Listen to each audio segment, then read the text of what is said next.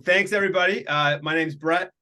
I run partnerships at HR Covered, and today we are doing a webinar with HRC Law, where you can ask any employment law questions that you might have. And I'd like to introduce Anatoly and Labiza, who are here to answer any questions that you might have today. Again, there are no bad questions. This is a great chance to, put anything out there and get some advice. Keep in mind, though, this is not official, formal legal advice. This is just more of an opportunity to share some ideas.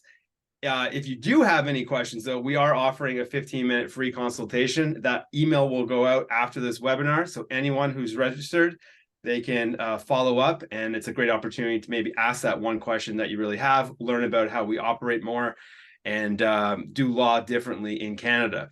So again, any questions you have, feel free to send them in the Q&A. So I'm going to pass it over to Anatoly, or I'll call him AD, just to keep things really quick. He has something he wants to announce, and then we'll roll into the webinar. Over to you. Yeah, thanks so much, Brett. So just before we get started, I just want to announce a little fun twist to the webinar. We're going to run a contest, and the contest will be this. We're going to decide at the end of the webinar, and we won't announce it at the end because we're going to take some time to make the decision. But the three toughest questions, so the three questions that sort of give us the most trouble, stump us the most, we're going to offer the organizations that ask us those questions a free month of our unlimited subscription service. So after the webinar, we'll get together, we'll figure out what the three toughest questions were, and then we'll reach out to the people who asked those questions and offer their organizations a free month of our unlimited services. Nice. Everyone loves a free, fun competition. So send those hard questions over this way. So let's begin. We already have a bunch coming in. I have a couple quick questions I just wanted to ask, just to kind of provide some context. And I'm still learning myself about HRC law and everything they do. So my first question to you, AD, is why did you create HRC law, and what is it about? How do you do things differently? Yeah, sure. So it's a great question. It's a question I get asked a lot. And so I'll start by saying, first of all, we do things very differently than most traditional law firms. I don't know if there are any other law firms in Canada that do things exactly the way that we do them. And I'll give everyone the background about why I started HRC Law and what I wanted to achieve. So I had a long career in law before I started HRC Law. This is my 20th year as a lawyer. So I worked in all sorts of law firms, small, large, and in between, and I saw the good and the bad and the ugly. And what I really noticed were a couple of things. One was that a lot of the lawyers have a reputation for being unhappy with their careers, with their jobs. There's a lot of mental health issues amongst lawyers. There's addiction issues and all sorts of things. And one of the things that I saw was that I think one of the reasons that lawyers have a tough time being a lawyer is because of the billable hour and the necessity of billing a certain amount of hours in order for the law firm that you work for to be profitable. And what that does is it changes the focus of the lawyer from just providing good service to their clients to worrying about how many hours they're billing every day, if they're being efficient enough with the work that they're doing.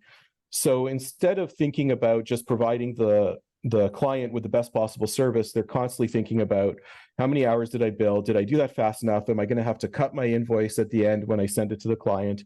And it just makes for a very unhealthy environment for lawyers. So that was the first thing. But on the other side, from a client perspective as well, especially for organizations, businesses, not-for-profits who are our clients at HRC Law, if you're lawyer is using the traditional model of a billable hour, then you never know at the end of the day what you're going to be charged. There's no transparency. I mean, you might know what their billable rate is, but you have no idea what the file is going to cost you. And so you can't budget. And for any small business owner, you know that something you can't budget for is a real hardship because, how can you plan accordingly if you don't know what you're going to be spending on legals? So that's one thing. The other thing is, if you're worried about the billable hour, then you're also not creating a relationship with your lawyer.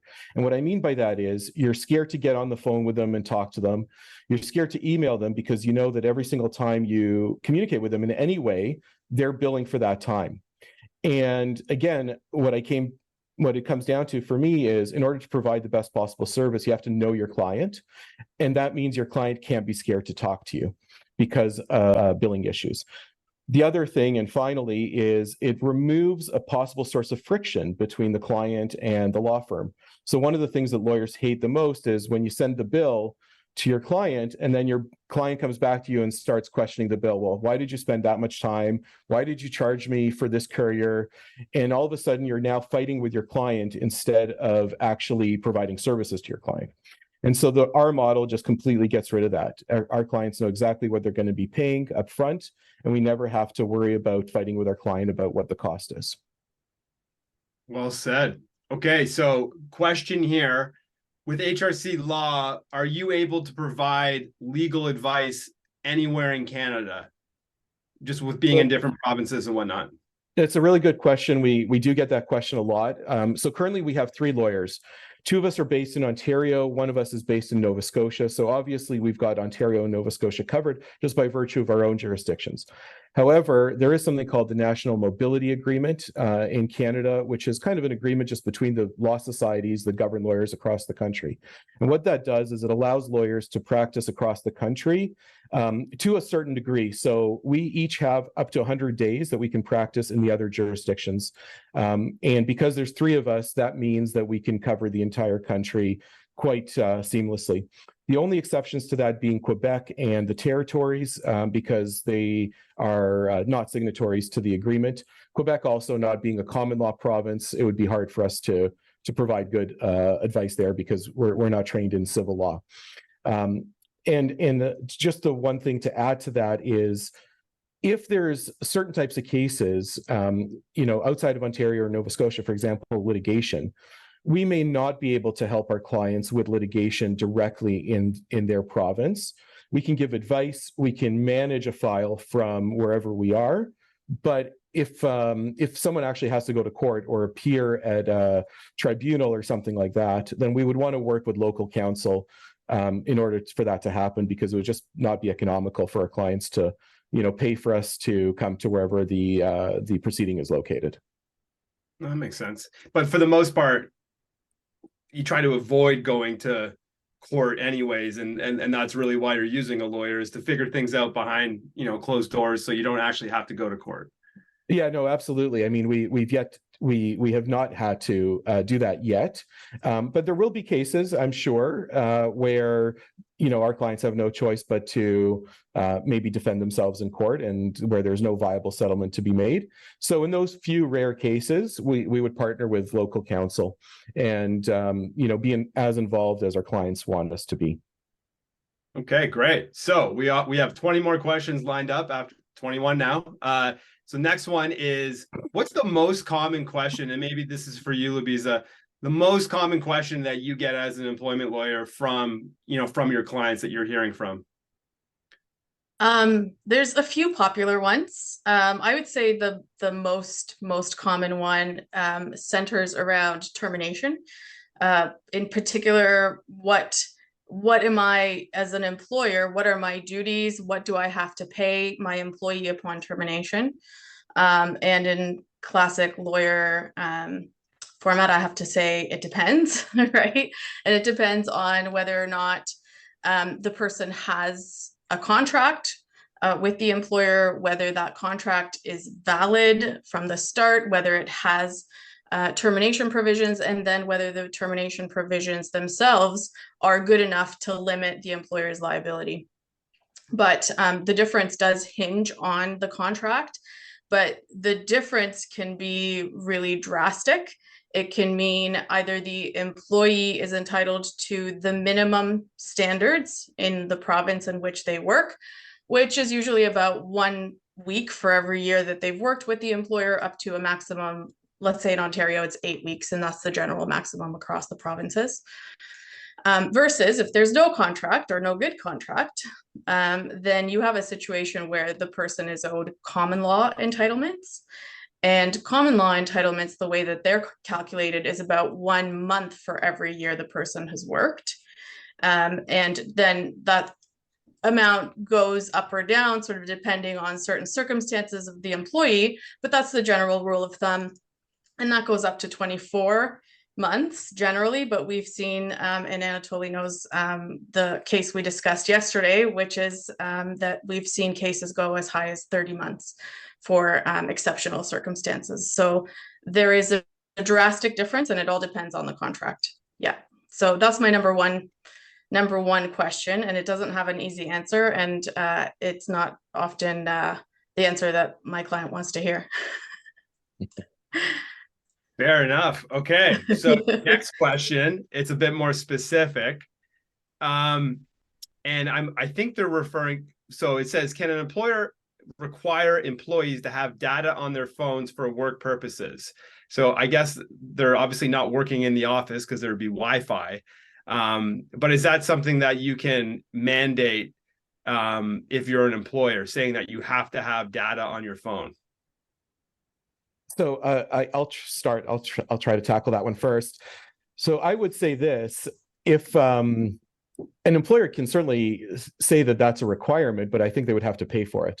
I don't think that you could require an employee to have a device and pay for data in order to work for the company. That being said, I could see a scenario where if you advertise the position as, it's not dissimilar from this, maybe having a car, right? So if from the outset you've told the employee or potential employee that they're going to need data on their phone, and you make that a requirement of the job, then yes, I could see that being permissible. But if you have an existing employee and all of a sudden you're going to say that now you have to add data to your phone, I would say the only way you could do that is if you're going to reimburse the employee or pay for that data. That makes sense. Okay, next one. What is considered piecemeal work versus commission in terms of earning vacation percentage? Can I try and I think maybe it means piecemeal work. So piecework yeah. versus commission. Yes. And I think maybe I'm misunderstanding the question, but I think that there's an assumption there that there's a difference for the purposes of vacation. But really, the employment standards legislation just says that vacation has to be paid as a percentage of the employee's wages. And commission and piecemeal would fall under wages. And so both are vacationable earnings. If that answers the question, I hope it does. If not, maybe a follow-up question in there. No, that makes sense. Okay, next question. For those working at a country, which tax table, in brackets provincial, should be used? These jurisdiction questions are always fun. We actually had a whole webinar dealing with jurisdiction issues. We had a tax lawyer who was part of that webinar and gave a presentation. And I will preface what I'm going to say with the qualification that neither Lubisa nor I are tax lawyers. So I would say most importantly, you want to get some legal advice from a tax lawyer or maybe even an accountant on that. That being said, if you have an employee who is not in Canada, from what I understood from that question, then I think what you're dealing with is the province where the organization is located. That would be my answer to that. But again, we are not tax lawyers, so I would take that with a bit of a grain of salt and get some tax advice on that. Okay, perfect. And I know you're not a tax lawyer, but if the company was based in Ontario and someone was working remotely in Manitoba, in terms of taxes, would that be like under Manitoba law, or would that be under Ontario where the parent organization is? Because that might have been their question too. Just wanted to clarify. Yeah, I think in that situation, and Lubisa, you can jump in if you think I'm off base, but I think in that situation, you're going to be dealing with the jurisdiction where the employee is actually located. Yeah, I do know that sometimes there is a way where, especially when you're using a payroll company, where they'll take off the taxes where the employer is located, and then the employee essentially is left on their own to deal with sort of with equalizing and making sure that the proper jurisdictional taxes are dealt with at personal tax time. So I think that that's an option as well. Okay. This is a good one. What are the legalities behind giving staff cost of living wage increases? So, and then is it required, or do companies have the choice of deciding? So essentially, do you have to, over time, give more money legally? Or, if someone's making 50K a year, it's like, no, I'm not increasing it. You're right. So I'll field that one. So there is no legislation, no law in place that says that you have to give cost of living increases to your employees. However, I think you will soon find out, if you don't, that that it's not a good move in terms of HR. But again, there are situations, right, where employers just are not in the financial position to do so, whether or not employees like it, right? And so there's no legality, no. Was there a question around EI? Oh, sorry, I think that's the next one. No. So the answer is no. Sorry, I'm looking at the next one. I'm ahead. Yeah. I'll just add one little tidbit to that answer, which is, in order to comply with the legislation, you just have to make sure you're paying minimum wage. That's the baseline, right? So as long as you're paying minimum wage, you're on side. After that, it's a question of recruitment. It's a question of, satisfaction for your employees. Those are, HR issues, absolutely. And, you're going to have to make decisions based on your finances, based on your own situation there. But from a strictly legal perspective, you're looking at minimum wage as your baseline. That makes sense. So there is no requirement, as long as but it's probably not in your best interest, if you want to retain your employees, to never give them an increase over time. So that's good. Yeah, and there is been lately, with inflation and everything else like that, there's been a movement I've noticed amongst a lot of companies to advertise that they're paying a living wage. That's something that I've seen a lot of companies do lately, even small businesses, mom and pop shops, just even on their windows, I've seen a lot of companies out there advertising that they pay a living wage. And so, I think there's some maybe social pressure there to do that as well. I will say too, if you're trying to pay maybe some employees more than others, and increases are not consistent across the board, then there might be pay equity legislation that applies to you. There has been some changes with regards to pay equity recently in a few jurisdictions, so that might apply. But outside of that, just like Anatoly said, minimum wage. Makes sense. All right. So this question, is an employee either on salary or hourly, tongue twister for me, are they eligible to apply for EI if the employer shuts down for 4 weeks in the summer? So it's like a seasonal job. I know, like, a lot, this happens with landscape companies, golf courses, they shut down in the winter. The shutdown weeks are stipulated in the employment agreement. So if there is an actual shutdown where it's like, hey, we're not operating for 4 weeks, can someone go and apply for EI during those 4 weeks? Sure, I can field that, and Labisa, you can jump in if you think I've missed anything. So the answer is yes, if they've qualified, meaning that they've worked the requisite number of hours up when that sort of mandated layoff happens. Okay. Anything else? Or are we good? All right. That's all I have for that one. I didn't know if LD was going to jump in, but we're good. Yeah. So let's move on to the next one. How does holiday deferring work in terms of payment to employees? Does that make sense? Maybe we can get some clarification on that. Yeah. I don't quite understand the question. In terms of payment. Maybe it's with regards to statutory holidays.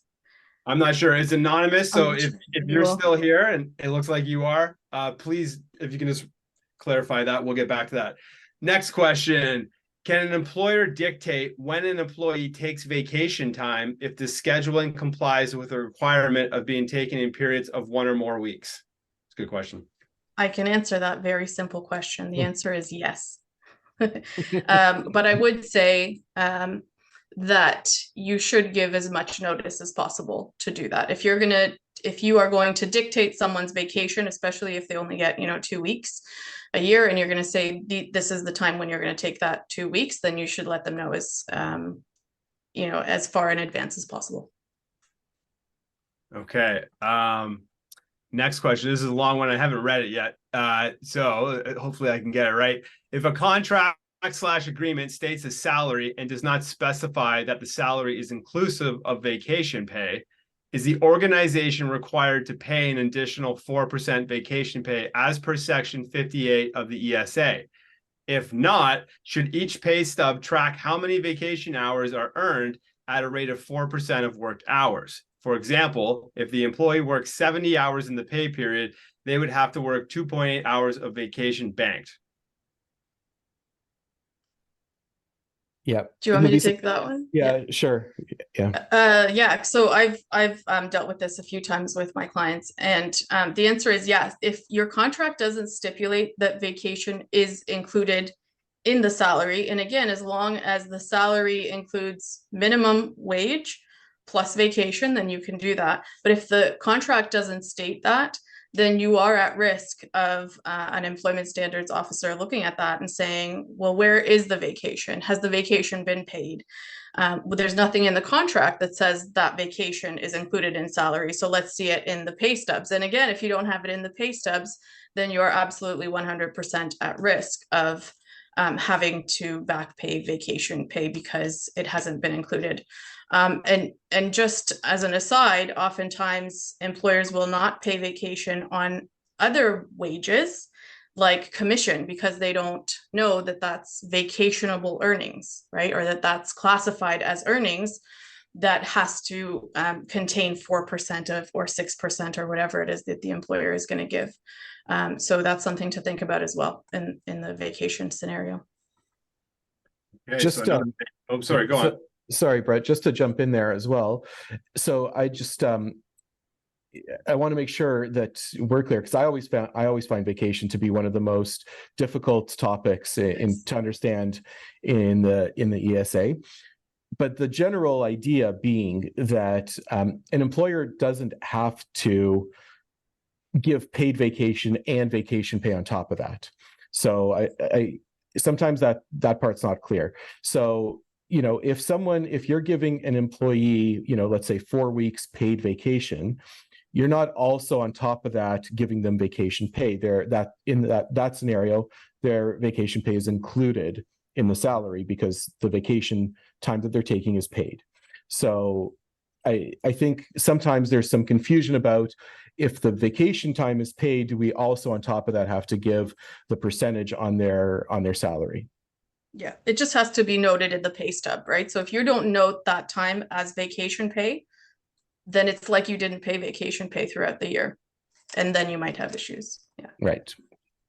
Okay, makes sense. So another vacation question that now that you've answered that might be a bit redundant, but I don't think it is. If overtime has never been paid in the past, but the employee was always paid for every hour worked, now that overtime is going to be paid as it should be, will the employer be required to pay back the overtime that the employee has incurred or occurred? Yeah.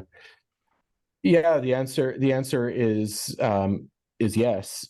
Like overtime is, whether it was the employer's practice to pay it or not is not the question. The question is, did it have to be paid in accordance with the Act? And there are some exemptions. Some types of employees are not eligible. For example, lawyers.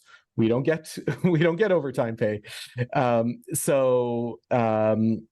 are exemptions to the overtime requirement. But if the employee is an employee that is entitled to overtime pay, then if they do work overtime, then they're owed the overtime, whether or not it was the company's practice to pay it or not. So if they're now doing it properly, and the employee gets wise to that it wasn't being done properly before, they're most likely going to request that it be paid for all those previous times. And, if the company doesn't do it voluntarily, then they may face a complaint and have to do it not so voluntarily. Makes sense. And the questions keep coming in. We're doing a great job getting them answered, but we still have 23 unanswered questions. Okay, I'll try to be quick. The employer is required to record hours worked regardless of wage structure, hourly, weekly, yearly. Is this to reflect hours paid to work or actual hours worked? Would it include stat days if they didn't work? Vacation days? How does this work for people like managers who just work until the job is done? All right, so I'll take that one. Essentially, you want to track hours worked because in every jurisdiction there are rules around how many hours a person can work in a day, in a week.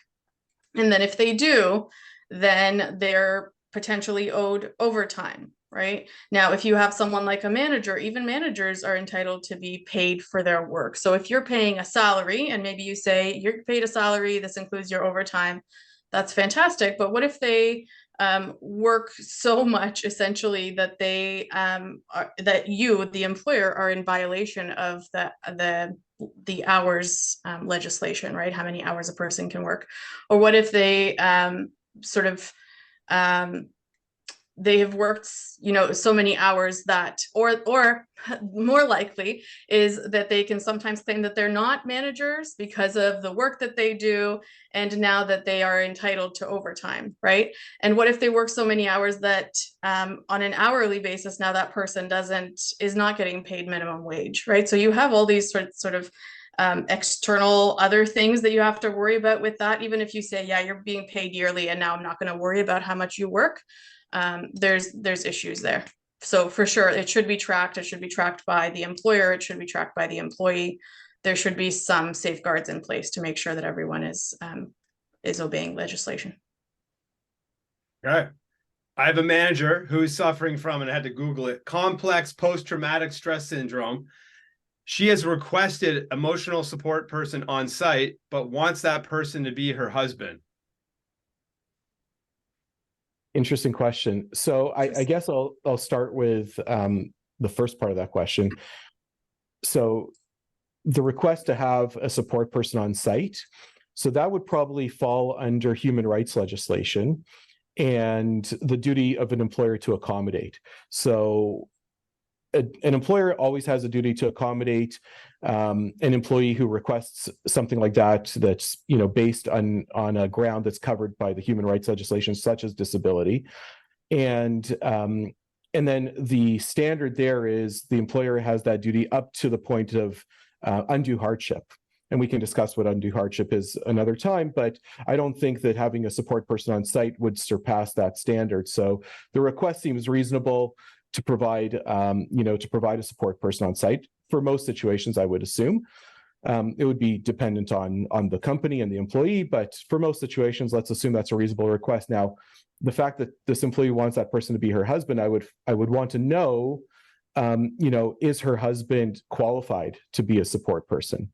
Does her husband have some qualifications in that regard? And if so, I don't necessarily see an issue with it, although I do foresee the possibility that issues might arise. And so, I don't think the employee has a right to demand a specific person. I think that if the employer says that we're going to provide you with someone, I can't see a situation where the employee can demand that it's a specific person. So I would personally recommend that you try to provide somebody else. And because I think reasonably speaking, we can all foresee a situation where if it's a spouse situation, who knows what their dynamic is like. You never know what you're bringing into the workplace, and you probably want to avoid that if possible. Anything to add to that, Lubisa? Yeah, I think I would want to know if the job site in particular, or the job itself, if it's a safety sensitive situation and now you have to bring in another person, then there's liability on the employer beyond just the employee being there. I would be worried about that. I think the first sort of thing I might do is get medical documentation for the need for that to happen, because accommodation is based on needs, not wants or, particular fancies, I want this, I want that, right? So I would get that first, and then see if it's possible, to get somebody within the company, or there's got to be something. And in the end, it might just have to be the husband, but there's ways to try and figure that out. Maybe that one is one for further discussion with us if you want to use that 15 minutes. Perfect. Okay. Medical leave. What is the standard for accommodation on return to work when it is not a WSIB injury? It is the same as a WSIB injury. It doesn't matter where the injury took place, whether on-site, off-site, whether it's a mental health issue, physical health issue, the accommodation is for disability, and all of those issues are considered to be disability under the human rights legislation in each province. So, yes, short answer. Okay, so this one is a Quebec-based question, but again, we're not actually formally giving legal advice here, so this is okay. Quebec employee refused to sign a PIP. Lawyer apparently advised employee not to sign or would be on the hook. Manager held consistent biweekly meetings with employee for about 6 months before a PIP was issued. With respect for performance management, there was not a verbal warning issue first or even a written warning. Although his performance has improved, seeing that a proper performance management strategy was not followed, if his performance falters again, should we start at the beginning?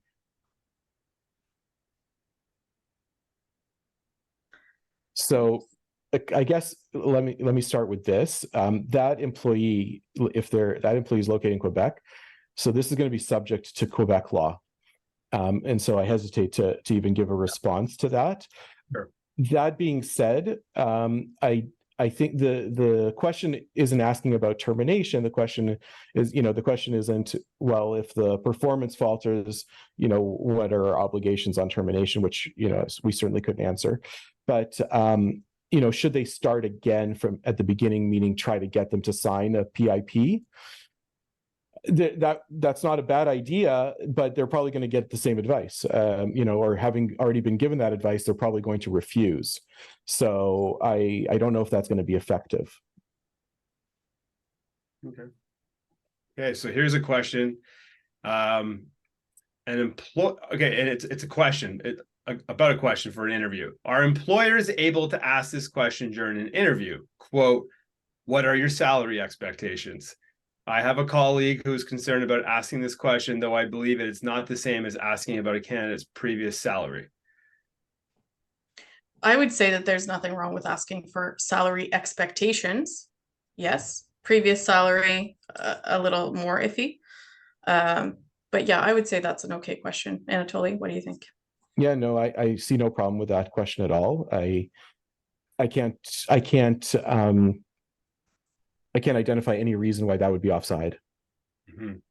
And I used to do recruiting at HR Covered, and we always encourage clients to post the job salary, so then it's clear. But now sometimes you have the anomaly where the person's like, oh no, well, my expectation is 30,000 over asking. And so you want to kind of go after it right away. So to make sure that, okay, regardless of fit, are we on the same page with the money being asked? So yeah.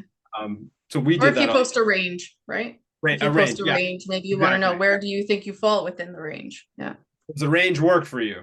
Yes. No. Okay. Like, what are you looking for? Okay. Well, it's good to know, but we don't have that money. Yeah. I'd be curious. I would be curious why your colleague thinks that might be a question that's offside, but I know of no legal reason why that would be an offside question. Can an employer require compliance to a lifestyle agreement, such as a code of conduct, and dismiss an employee with cause for breach of that code outside of workplace hours? In this scenario, the employee would be required to sign the code of conduct. So we don't know what the details are, but what are your thoughts on that? Sure. So Lubice, you'll probably have some things to add, but I think we have to we have to first figure out, are you talking about an employee who, when they signed their employment agreement, the employment agreement said that the code of conduct forms part of their agreement? So I think we have to start there in the analysis. If so, and the employee, signed the employment agreement and the employment agreement is valid, and they were given the code of conduct and they signed the code of conduct, that they acknowledge that they've read it, and then they've breached the code of conduct, even if that we've seen case law where people have engaged in conduct that's contrary to a code of conduct, or even if there is no code of conduct, but puts their employer in a bad light, depending on the type of job that employee has, that may be sufficient cause for termination. But when we're talking about cause, we also have to differentiate between common law cause and the higher standard of the ESA. So there's a number of things to think about there. I think that's also probably a good candidate for, if you have a specific situation you're thinking about there, also a good candidate for maybe a 15-minute consult with us. Labisa, anything else to add to that one? No, I think that about covers it. Okay. This is a long one, and I apologize, I haven't read it yet. I work at, because there was a question and it got deleted. So I work in a nonprofit organization. We are fully funded by an MLITSD,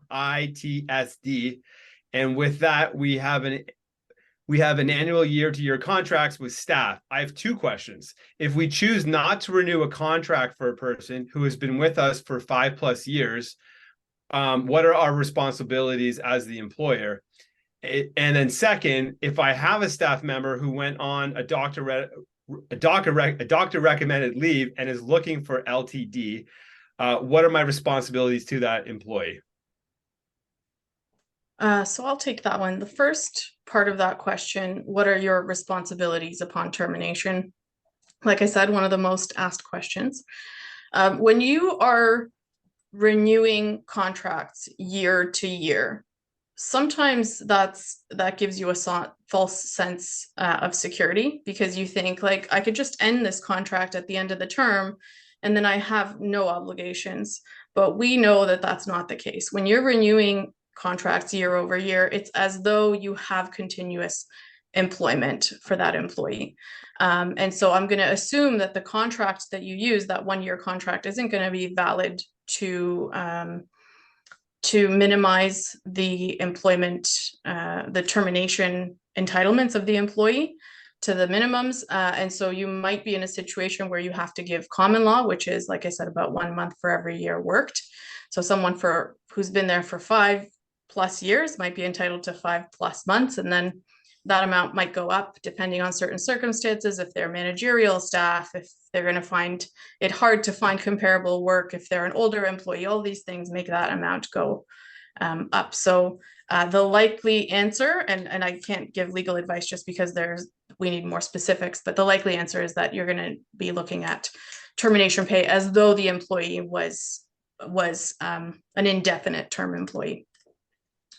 Now, the second question, if you have a staff member who went on leave looking for LTD responsibilities. So it depends on whether or not there are benefits in place to provide that. And if there are, then as far as your responsibility as an employer, it's just to provide any necessary documentation, to give guidance on where they can apply and things like that. But outside of that, if there is no benefits, or there were previously no benefits to the person who went on leave, then there's no real obligation on you to give it now that they are on a leave. Outside of maybe providing the ROE so they can potentially get EI or other government supports while they're off. The question does say looking for LTD, which of course means long-term disability, and that typically people are talking about insurance. But I wonder if the question is also trying to ask about whether they have to protect that person's job while they're on a medical leave. And I would say the fact that the person might be on a year-to-year contract, I don't think that affects the requirement that you have to protect the job while the person's on medical leave. So in case that was part of the question, I just wanted to throw that in there as well. Okay, so this next question is a bit long, so I think I read it 3 times. I think I have a handle. So you have an HR person. What does an HR manager do when you have a manager who has come forward with a claim that they have traumatic, complex post-traumatic stress disorder. Second time I've heard that one, for the first time today. And then, there's all this back and forth, and the person, shows up, they don't show up, they say they need to go off, like they come back, they're not getting back to emails. So how do you handle, like, it's really an HR question, but like, how does the HR manager handle that type of situation where someone's made that claim? I guess first they need to get actual medical documentation that is the case. And then once they do, let's assume that they do have that and this person keeps disappearing and coming back. I guess, how do you manage that as the HR person? So really, these ones are really tough for employers to deal with. So as soon as there's medical condition involved, you have to be very, very careful how you deal with it. Brett's absolutely right. You first do need to get medical documentation to substantiate the diagnosis, or maybe not even the diagnosis, but you want to get a doctor's note saying that the person either needs time off of work or needs some sort of accommodation. You don't necessarily need the diagnosis, but the diagnosis was given to you by the employee themselves. But what you really want is, you want to know from the doctor, does the person need time off? Does the person need an accommodation? If the person needs time off, then they should go on a medical leave and stay on that medical leave until the doctor says that they're ready to come back. If the person needs an accommodation, then you have to decide whether that's a reasonable accommodation that they're requesting, and can the employer do it without undue hardship? If so, then you would try to accommodate that employee in the way that the doctor's recommended. But it sounds to me that this employee right now is experiencing a lot of difficulties, a lot of hardship, and bringing those into the workplace. And so I think you have to have a very frank discussion with that employee about what the employer needs in order to help them, and then go from there. Okay. Oh, and the question before about the data on the phone, it was for a construction job, but the answer is still the same. If it's a new hire, put it in the agreement. If it's a new hire, just pay for it if you really want them to have data. So just wanted to clarify that. Okay, next question. In order to reduce the attendance issues with employees who are always coming late, does the employer allow to have a system to track employees' hours and deduct money from their regular pay? So let's say I show up every day late, by an hour. Can you be like, okay, you're going to keep doing that, I'm going to take an hour off your pay based on that? Is that something that they can actually legally do?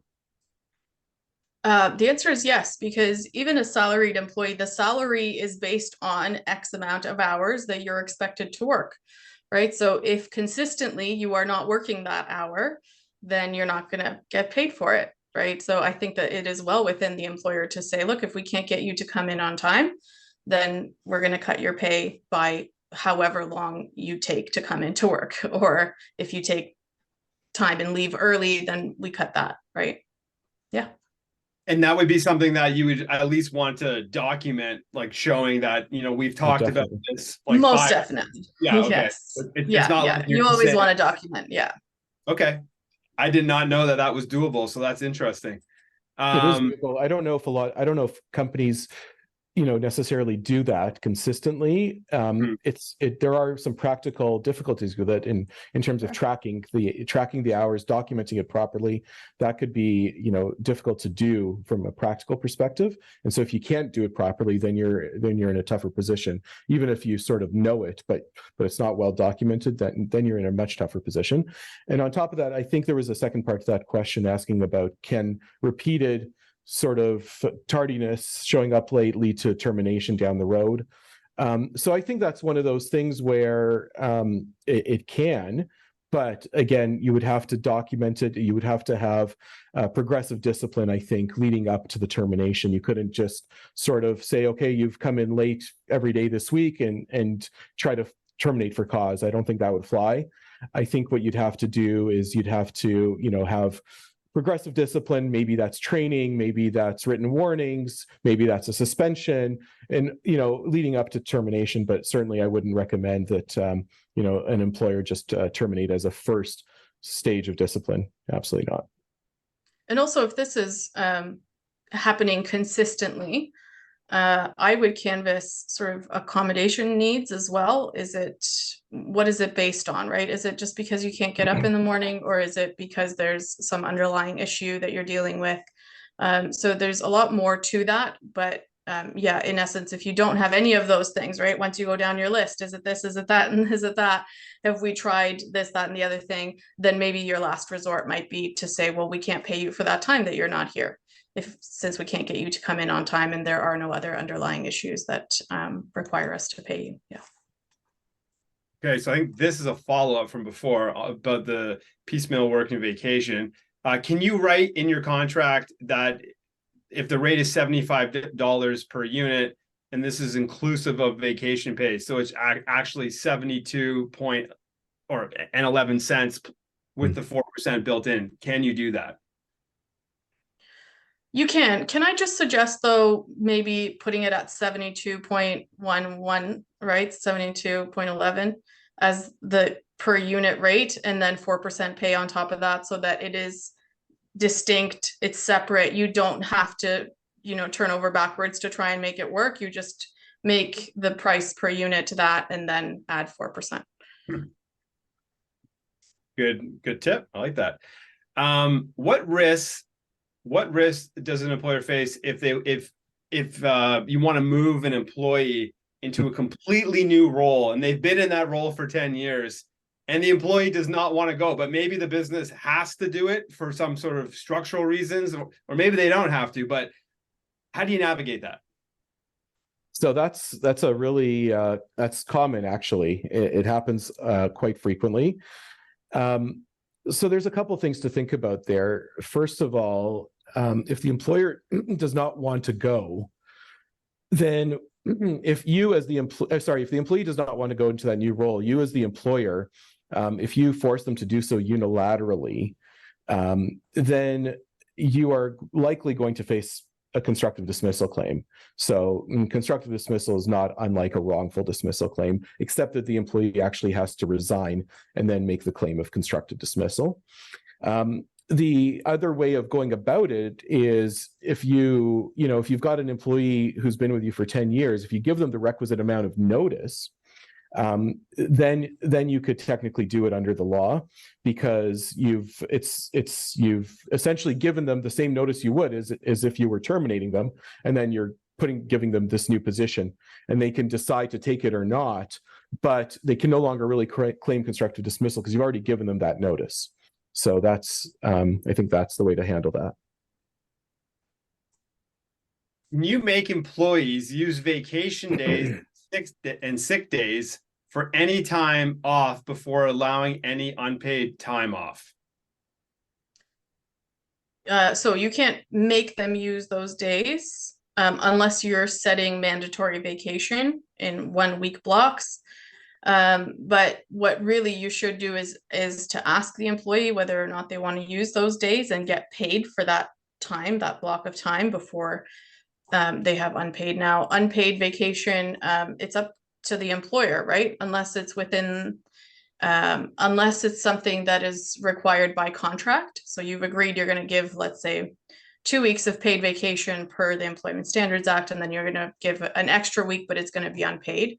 If that's what it says, then yeah, you have to comply with that. You have to give it. But if an employee is asking for something over and above the minimum standards or what you've contracted with them to get, then you simply don't have to give that either, right? Okay. So this question, I don't know if it's all there. I'm going to read it. What is the duration that an employee who's currently in maintained status as an IRCC, so I believe that's immigration refugee status, for an employer? So I'm not sure the context. Yeah, I'll just tackle that one quickly, simply by saying, A, we're not immigration lawyers, but B, not to just leave you in the lurch, Brett, you are hosting another webinar soon with our preferred immigration lawyers. So I would invite that person to come attend that webinar and ask the immigration lawyers that question, because they are excellent and they're experts in that field. So go ahead and ask them that question at the next webinar. 2 weeks today. Yeah. There you go. There you go. Okay. Can I deny employee vacation requests because they are on leave and are going to be going on a leave in the same year? So maybe they just had a baby and they're coming back, and then they're having another baby, or like, I'm just making that up. But can you actually say no to a vacation request in that circumstance? Totally. Do you want to take that? You want me to field that one? If you want to field that, vacation's Sure, not my favorite topic. Yeah, vacation is complicated. So the first thing I will say about vacation is that there's two parts. There's vacation time and there's vacation pay. The two, although often thought of as going together, are actually separate things. And they both, vacation time and vacation pay, accrue during the person's year as they work. But a leave of absence, or an approved or legislated leave of absence, let's say it's mat leave or whatever, the person continues. It's as though they were working, so they continue accruing those benefits. However, for the purposes of pay, 4% of zero is zero, so they're not going to get paid, right, necessarily if they ask for vacation when they come back from that leave. But they still have the option to ask for vacation time because they've accrued that while they were gone. So you can give vacation time. Again, you have the option as an employer to say no because of whatever reason, but you also have to be in line with the Employment Standards Act, because it says that you have to give earned vacation up to 10 months after the year in which it was earned. And the employer has to give that. And there's no sort of way around that unless you get the minister's approval. And that is hard to do, to get that approval. So you in essence have to make sure that they're taking their vacation properly. But when that vacation is taken is up to you, the employer. I hope that answers your questions. And if not, then I would encourage you to call and we can sort it out. Okay, so we've answered 27 questions. We have 14 left. We're going to try and get through this as quickly as possible. Deferring a statutory holiday. We would like to defer a holiday during our busy season, but how does that work in terms of payment? Do they get the time and a half at the time of the holiday and then get the holiday pay at the time agreed upon? What about for the employee who no longer is with the company when the holiday is eventually paid out? Interesting. So Lubisa, unless you know that one off the top of your head, but I will just say, like, the second part of the question, because that's something that we were talking about recently. If an employee is no longer with the company when the holiday pay is eventually paid out. So that part of the question, that would depend on whether or not the employee is within the notice period. So if the employee is still within the notice period, then when the statutory holiday comes around, then they're entitled to that. But if not, then they're not entitled to it. And then, Lubisa, you can tackle the other part if you're able to. Yeah. So if you've deferred the holiday and then the employee quits or you're terminating them, then you do owe that as a holiday pay. You can have an agreement for the employee to work during the holiday and then defer the holiday and then pay that day off as though it was the holiday. And I think that was a part of the question. But what I would suggest is the Ontario government has a really good guide to the ESA page on public holidays that has very specific scenarios around when to pay, how to pay, what if the person doesn't have a regular pay rate, how do you calculate it, and things like that. So I'm going to direct you there because it sounds like there's a lot of specific scenarios you want to know about. And Brett, can I post that somewhere for everybody? Maybe in the chat? Yeah, in the chat. I've actually never done that before. I'm not sure. Okay, and if not, then maybe we can email that out when we send the email with the promo. It's a good idea. Okay. We'll put a link in, Okay. in the bottom. Sony, if you can, Sounds good. Yeah. that'd be perfect. Okay, next question. Can you dictate when staff have to take banked overtime? Can you force them to take overtime as banked versus paid out? Are you trying, is the question, maybe we can get some clarification. Is the question asking, is it trying to say, can you force an employee to take time off instead of getting paid for overtime? Is that what the question is? I don't know. And I just realized I might have Maybe said the it's- word banked, not banked, but yeah. Yeah. And maybe it's, I thought maybe it had to do with, can you force an overtime bank, as in, do you have to pay it out? Or can you make somebody bank their hours and then take them later? The answer is the employee has to, I'm assuming you're in Ontario, firstly. In Ontario, the employee has to request it. So there has to be an agreement in writing that says that they're going to have a bank for overtime. And then there are specific rules around when overtime can be taken. It's like 6 months from the time that it's banked or something like that. I'm not sure if that's precise, but again, maybe I can send you to a good link that will have specifics on that. Yeah, it's in the same guide, actually. Yeah. The guide we were talking about earlier, it's in Yeah. the same guide.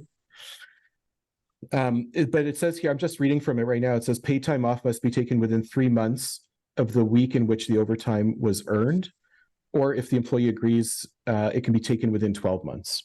Right. Right. But nonetheless, there has to be an agreement by the employee. Otherwise, you're paying it as overtime. Correct. Okay, here's a good question. Employee needs to leave the country for 1 month. So they, like they're not from Canada, I'm assuming they have family somewhere else, maybe someone's sick. They have to leave. They're going. Does the employer have the right to terminate that employee? I can answer that. So an employer always has a right to terminate an employee. You don't need a reason to do it. So as long as you either pay them enough or you give them enough notice in accordance with the relevant act or the common law, depending on the specific situation, then you can terminate the employee, and that doesn't have to be the reason. You don't need a reason. So that's a huge misconception in employment law is that you need a reason to terminate the employee. So I would say you treat that situation, if that's not something that you can deal with as an employer for whatever reason, then you have to just abide by the legalities of termination and terminate appropriately, either with enough notice or with enough pay in lieu of notice. And I'm going to just jump. Oh, sorry, go ahead. I was just going to add to that. Sometimes these sort of vacations or having to leave for long periods of time, sometimes it's related to family status. So having to care for elderly parents or something that are overseas or something to that effect, or maybe it's an emergency, they have to leave. So that would be protected under human rights legislation. So I would just canvass the reason why they have to go first, and then decide on whether or not it's appropriate for termination or not. So this question, I'm just skipping down a bit just because trying to be efficient, but it's related. So someone's been on probation 1.5 months. They get hurt outside of work. Are we able to terminate? And your answer before was you can always terminate. So I would assume it's the same answer in that situation, especially if they're on probation, but I'll pass it over to the experts. Yeah. So again, you can terminate. You might run into some issues there, though, because that person, even though they've only been there for 1.5 months, that doesn't take away that has consequences in terms of termination, because they're in their probationary period, but that doesn't negate their other rights under the ESA or human rights legislation necessarily. So if they have if they need to go on a medical leave, and you still have to protect that medical leave. So the fact that they're in the probationary period doesn't change that. So you have to be careful there. What are the guidelines regarding on-call and return to work site? So there are different guidelines depending on which jurisdiction you're in. So maybe that one, and there's a lot of different ones too. So being mindful that it's already 3 o'clock, maybe that one should be a call or an email just to get that information from us. Okay, if I leave my job, can I ask for my remaining vacation time hours to be added to my last pay? Yes, Okay. that one's easy. Yeah. If I have yeah, so this is the same question. I haven't had a chance to go through these clearly. Is there any legal requirement that an employee has to hire certain percentage of gender based on or like minority status? Is there any sort of requirements for that at all? No, there aren't. You can have one internally if you so choose, and lots of companies do, for various reasons, but there's no legal requirement to do so. So yeah, no, the answer to that is no. Okay.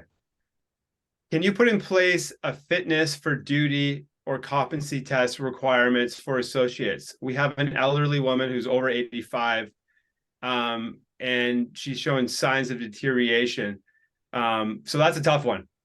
So what do you do? If you actually have to stock the shelves and then all of a sudden that person's too old and they can't do it anymore. Yeah, if there are sort of risks associated, or if you've noticed that there are some lapses in judgment or other safety issues, then I would say you are within your right to say, hey, we need you to be assessed to figure out if you can do your duties. You send her to the doctor, her or him to the doctor with a functional abilities form, otherwise known as a FAF. And have the doctor assess to figure out whether or not they can do this, and this. And then based on that, however, you will have to accommodate the employee if it's possible for you to do so up to the point of undue hardship. So it's possible, yeah. Okay. Where should I go if I feel there's racism in my workplace? And how do I go about addressing this situation, even if I think the boss is included? So you're the employee and you think there's racism. So this is coming from the employee's perspective. Yeah. Yeah. So, I mean, from the employee's perspective, a good starting point would be, and it wouldn't be us because we only act for employers, but a good starting point would be to get some legal advice, I would say. And, you want to get some specific legal advice about your situation. If there's something within the company, if there's an HR department or, someone in the company you trust in management, you could start there. But I would say that even, with HR departments,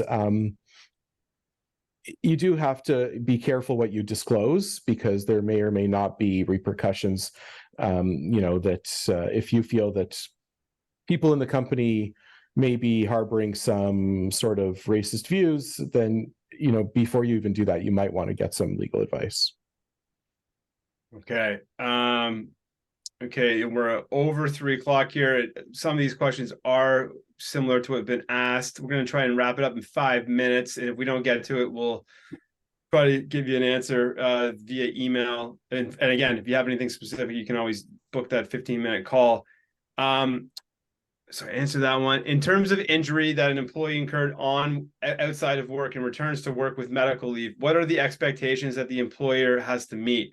What if that position does not allow for them? Like they're unable to lift, climb, or basically do physical labor. What can you do? It's a mechanic position, it looks like. Yeah, so I don't think, whether the injury occurred at work or outside of work, I don't necessarily think that's relevant. The fact remains that the person has some sort of medical condition. And again, we go back to this issue of accommodation. So you need some sort of medical information about what kind of accommodation they need. And then if that can be accommodated within the workplace, then without undue hardship, then you'd have to accommodate it. If there's if there's nothing that the employee can do in the workplace, if there's no job that they can do, then you may not be able to accommodate that scenario. And maybe accommodation is just time off until they're better, unless there's indication that there's not any likelihood of them being better, in which case you could potentially terminate the relationship as being frustrated. That's sort of the legal word for when the employee can't undertake the duties that they were hired to do, right? So that's a possibility, but a lot depends on factual circumstances there. So you would need to get advice before you do that. Yeah, absolutely. I do want to reiterate that I've seen cases before where there was employees who were off for 5 years, and the employer eventually terminated the relationship based on the doctrine of frustration, which Lovisa just mentioned. And the court actually found that that the relationship was not frustrated. So you do have to be very, very careful when you terminate for that reason. You may, to avoid that, and depending on the specific situation, as Lovisa said, you should be getting specific advice on that. But you may just want to give them a proper termination. And when I say proper, I mean, with notice or with pay, so that you don't bump up against that issue. You mentioned that you can terminate with enough notice. What are the notice period requirements, or can you point us to where to find them? So what is enough legit notice? So it depends on the jurisdiction, and it also depends if we're talking about the employment standards or common law. So we'd have to know specifics. Okay. Okay, so there's just a couple more here. I'm not quite sure this one. We have a staff member within our security firm who refuses to speak to a female about her conducting sexual activity on the property. He refused due to his cultural beliefs, prohibiting him from speaking to females about anything sexual. As this is a function of his job, are we permitted to reprimand him? So he doesn't. So yeah, I mean, that's a new one. That one's interesting. Yeah. So there's a few things here. First, that this kind of triggers the human rights legislation, because the employer can't discriminate based on a slew of reasons. One is including religion. And if there's a sort of religious reason for why, or cultural reason why this person can't speak with them, then we have to look at that. And if the employer is saying, well, no, this is a part of his job, otherwise known as a B4, or a bona fide occupational requirement, and it has to do with health and safety, right? So if he's the only person on site who can speak to them, and those females are there and it's a health and safety issue, he has to get them out, then maybe it is a bona fide occupational requirement. Maybe you can reprimand. I'm not really sure. We do need more information there, but it sounds like there's question marks around the situation that need to be explored. Yeah. Okay, so this question, I think I get it. You put someone on a contract for a year, and so in terms of probation, like if you want to get rid of them after 2 months, how does that work? So it's a 1-year contract. But say after 2 months they're not suitable. How does the company protect themselves in that case, since it's not a full-time job? Yeah. So what we're looking at, so just to clarify, what we're looking at there is a fixed term contract, which is different than an open-ended contract. And one of the major differences is that in a fixed term contract, you are liable when you terminate an employee during that term of the contract. You are liable to pay that employee for the remainder of the contract. So, you often see this in sports, right? Teams hire a coach. Coach signs a 5-year contract for $5 million a year. Team does horribly, coach gets fired after a year. So now the team is paying that coach for the next 4 years, for that $5 million, even though that coach is no longer working. So I often advise companies, organizations, unless there's a really good reason for it, just avoid the fixed term contracts, because you can achieve what you want to achieve, with an open term contract, just by having the appropriate termination clauses in there as well. Okay, and last question. We have an employee who is on long-term disability and we provide benefits. How long do I have to keep them in payroll before we can separate? It has been determined that the individual is not likely to return to work. So this sounds a lot like a frustration of contract situation. But I would say you need legal advice, because frustration of contract is a really high bar, and that sort of not likely wording, it has to be very specific. So not likely now, not likely in 10 years, not likely ever, right? So it has to be explored a little bit further for us to be able to give proper advice on that. Okay. Well, hey, we got through a lot of questions. Thanks everyone for submitting them. Thank you too for answering them. Remember, this was not legal advice. This was just, a conversation. But if you want legal advice, you'll get an email and you have a free 15-minute consultation. It is a great way of doing law. And at the beginning, AD, you really explained that great, just in terms of getting rid of the friction. And I always say when I talk partnerships, I'm like, you're never going to call a lawyer and get something resolved, for $500, right? It's just going to create more questions and more uncertainty. So I really love the way HRC Law does things. Thanks everyone for coming. We have a webinar in 2 weeks on immigration law, on creative ways to work around some of those parameters, and it's very applicable across the country. So please tune in for that. Again, thanks again.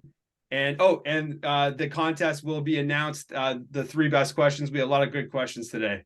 Yeah, Brett, just on that point on the contest, if you did submit anonymously and you want to be considered for the contest, and you submitted a question, please do respond to the email that you get and let us know that that you submitted a question, what that question was. So if your question was one of the ones that we select, that we can actually give you the prize. Good point. Okay, well, that's it. 12 minutes over. Got lots of questions done. Thanks again, everyone. Have a great day. Thanks Thanks, everyone. everyone.